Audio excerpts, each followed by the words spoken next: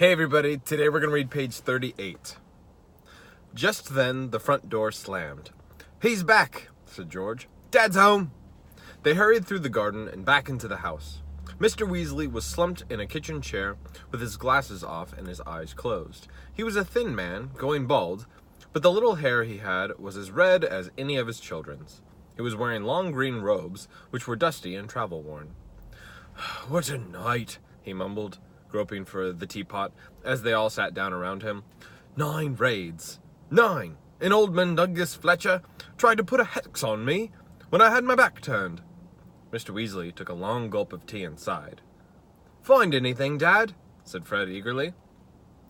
"All I got were a few shrinking door keys and a biting kettle," yawned Mr. Weasley. "There was some pretty nasty stuff that wasn't my department, though. Mortlake was taken away for questioning about some extremely odd ferrets. But that's the Committee on Experimental Charms, thank goodness." "Why would anyone bother making door keys shrink?" said George. "Just muggle baiting," sighed Mr. Weasley. "Sell them a key that keeps shrinking to nothing so they can never find it when they need it. Of course, it's very hard to convict anyone because no muggle would admit their keys keep shrinking. They'll insist they just keep losing it. Bless them. They'll go to any lengths to ignore magic, even if it's staring them in the face.